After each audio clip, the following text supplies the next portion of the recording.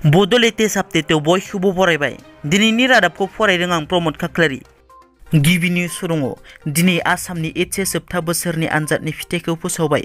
दिनैनि बे फिथाइ फोसावनायाव आर्ट्स आयदानिफ्राय सथना देबी आरो चिरि गहाया 97.4 जौखोन्दो मोननानै आनजादाव टप मोननो हादों।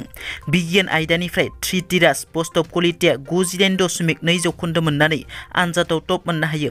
कमार्स आयदानिफ्राय सागर आगरवाला 90.4 जौखोन्दो मोननानै टप मोननो हायो। दिनैनि एचएस जोबथा बोसोरनि फिथाइ फोसावनायाव आसामनि मादावनो MLA बड'आव बांसिन नाम्बार हिसाबै एक्सलेन्ड एकाडेमि बागानपारानि फरायसुलि अनामिका ब्रह्मआ 92 नाम्बार मोननो हायो आरो आसामनि मादावनो एडभान्स बड'आव पियनार एकाडेमि बर'मानि फरायसुला धनिराम रामसियारिया 92 नाम्बार मोननो हायो। बुंथिनो गोनांदि एचएसनि बिगियान आयदानि जोबथा आनजादाव बाक्सा जिल्लानिफ्राय उथ्रिसारनो हानाय जौखोन्दोआ बांसिन 98.27 जौखोन्दो बाक्सा जिल्लानिफ्राय बिगियान आयदानि जोबथा आनजादाव उथ्रिसार जानो हायो। बाक्सा जिल्लानि दारागावआव गिख्रंथाव जाब्रबथायजों सासे बर' सुबुंनि जिउ खहा।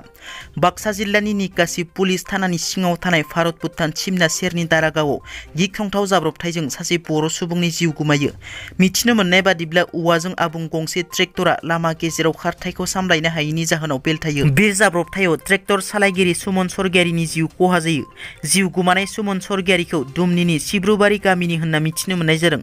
बे जाथायखौ खौरां मोननानै पुलिसा जाथाय थिलियाव थांनानै सुमन सरगियारिनि गोथै देहाखौ बोखाङो आरो पस्टमर्टमनि थाखाय मुसलपुरनि डक्टर रबि बर' गोसोखां सावस्रि फाहामसालियाव दैथायहरनाय जायो।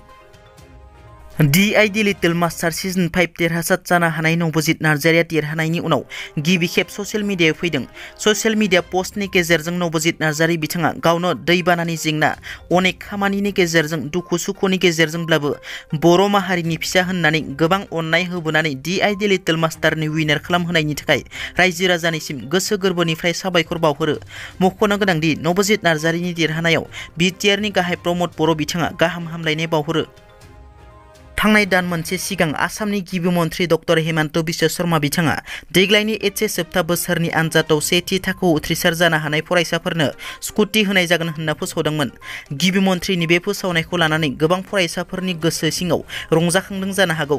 नाथाय दिनै सोलोंथाइ मन्थ्रि डक्टर पेगु बिथाङा बुङो दि सेथि थाखोआव उथ्रिसार जानो हानाय गासिबो फरायसाफोरनो स्कुटि होनाय जानाय नंलिया।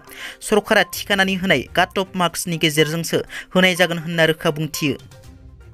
तामुलपुरनि मातांगा सकआव 28 नं गयबारि बियाबनि सिङाव अनसाय बिथांखि अनसुंथाइनि सिङाव 2021-22 मायथाइनि थाखाय सा 76 मुलाम्फायारिफोरनो साफ्रोमनोबो दिनै 5,000 राङै चेक राननानै होयो बिटिआरनि गाहाय प्रमद बर' बिथाङा।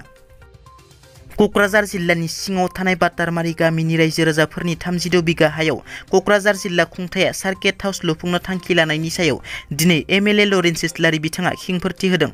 बिथाङा बुङो दि DC बांला लुफुंनो थाखाय सार्केल अफिसारा हा नायहैदों होननाया जेबो रोखा नङा। गुवाहाटीनिफ्राय फैनाय माखासे सुबुंफ्रासो हाखौ नायगिदिंफैदों। बबे बबे जायगायाव खास हा दं बेखौसो नायगिदिंफैदों। काउन्सिला गनायथि होयोब्लासो बेयो जागोन। काउन्सिला गनायथि होआब्ला जाया।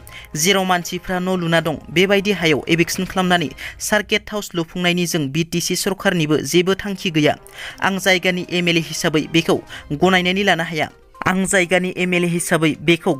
लानो हाया। बिनि सायाव जिल्ला बेंगिरिजोंबो सावरायनाय जाबाय। बिनि सायाव माखासे चक्रफोरासो खोथाफोरखौ बांद्राय खालामगासिनो राजखान्थि खालामगासिनो होनना माखासे मानसिया प्रचार खालामनाय बायदि बेयाव जेबो सार्किट हाउस लुफुंनाय जानाय नङा होनना। चिरां जिल्लायाव PMAYG न'नि रांखौ जाख्ल'नायनि गोख्रों अजद। चिरां जिल्ला 14 नं चिरांदुवार बियाबनि सिङाव गोग्लैनाय थाइखाजरा PCDCनि सिङाव थानाय दोनाबारि गामिनि थागिबि उपेन बसुमतारी हालां बसुमतारीनि फिसाज्ला गावनि मुङाव सौफैनाय रांखौ PCDCनि मासिगिरि आरो सोद्रोमाफोरा गुबुन गामिनि सम्पा मुंनि एकाउन्टआवसो सोदों होनना पुलिस थानायाव FIR थिसनो। बेराफारसेथिं बे अजदनि सायाव थाइखाजरा प्राइमारिनि नेहाथारि अनय बसुमतारी बिथाङा खेंफारथि होदों। जरा प्राइमारिनि नेहाथारि आनय बसुमतारीया खेंफोरथि होदों। दोनाबारि गामिनि उपेन बसुमतारीनि राङा उपेन मुंनि सम्पानि आइडिजों मिलायैयाव गोरोन्थि जानानै हाबफैयो। मानोना बे PCDCआव उपेन मुंनि 3 सुबुं दं आरो गासै 530 सुबुंफोरनि मुङा PMAYGनि फारिलाइयाव दं होनना।